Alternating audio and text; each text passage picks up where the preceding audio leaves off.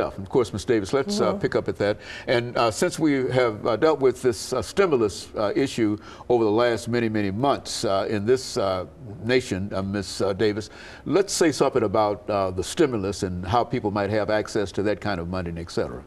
Okay, the stimulus money is a part of a pot of money that is always there. Those are the grants that come out of each agency in the executive office of the president. HUD has them, transportation has them, all of the agencies have the Office of Education, agriculture, everything. But it's a way that you have to apply for them and justify your use of them. You can't just go and get the money. Now, they did digress by having the $10 billion faith-based funds that allowed the churches to be able to access money so they could provide some of these services under the previous administration, because he said, well, somebody else besides us has to help everybody. So that they set up a new system. But the certification part of that still is required. You still have to have your 501c3. You still have to be incorporated. You still have to have all your ducks in order. And you still have to have an accounting system and everything like that. It's not free money. You know, they did have a little issue with a couple of the big guys who were swapping jets.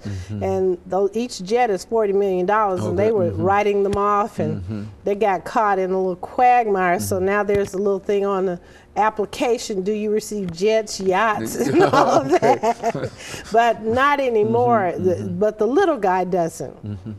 For the person who wants to start the neighborhood assistance group for the senior citizens or helping the kids, the gang-oriented grants that are coming out, they're now incorporating those in the police department, the safe haven. All of those are good. The ones for HUD, I have a friend of mine, Miss Libby Crawford. She's Miss Libby's nursery. She had the first nursery in Nashville. They have gotten a grant for her to remodel her house through MDHA. She didn't even know about it until I told her, and I gave the guy her name. Next thing I knew, she said, they're in my house redoing everything. And those are the things that people need to find out about. It just takes a little application or somebody who can help you fill it out and get it together.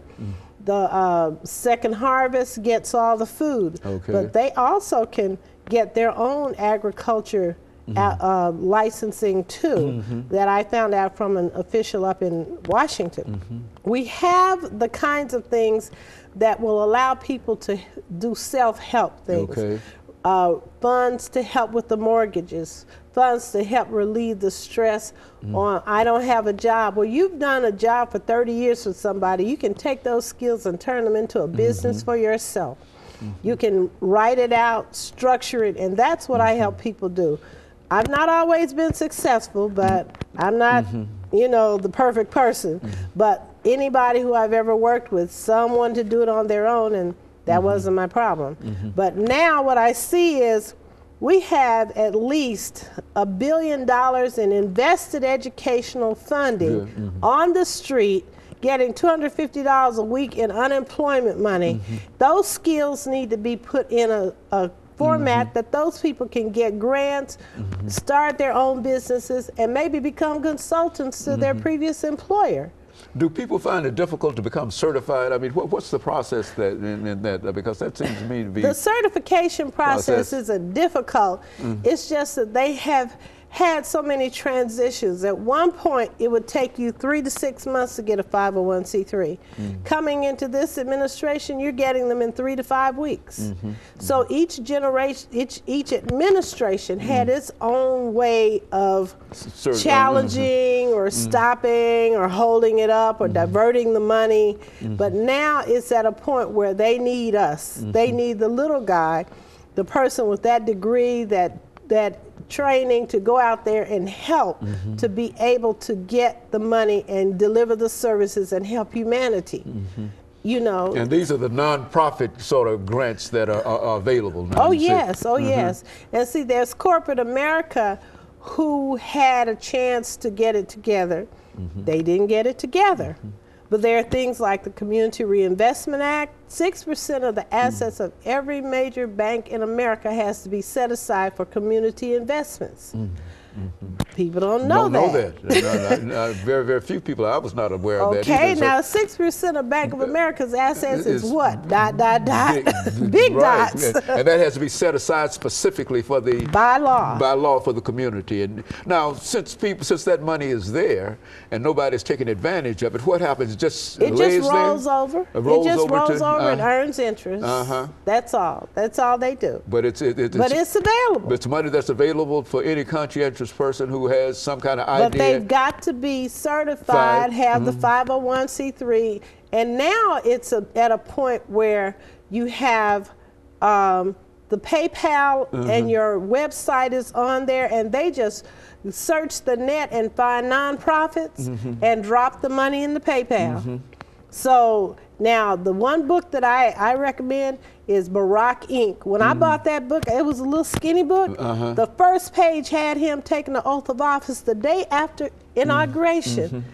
He had $650 million in PayPal then. Barack Inc. Barack Inc. That's the name of a publication that would be available at most bookstores. Yeah, most of the bookstores. Most of the bookstores, and you think that a person can buy that Barack Inc. book and have a good foundation for learning how to deal with this, get some of that money? Well, it gives you an idea of how he did it. For him to have a book on the market to say he was taking the oath of office the day after he took the oath of office, that wasn't deja vu. They knew what they were doing. And what I say is that we need to get discipline. The school system needs to get disciplined. I tried a lot to get into there to help them with the money. The city government. We did a bond issue in Washington with Washington, Maryland, and Virginia. They had the same problem we had with the bad water system. They floated that bond and they paid for the whole thing already. Those are the kinds of things that this kind of work will do. And there are all kinds of opportunities, funds, rescue funds, resource funds.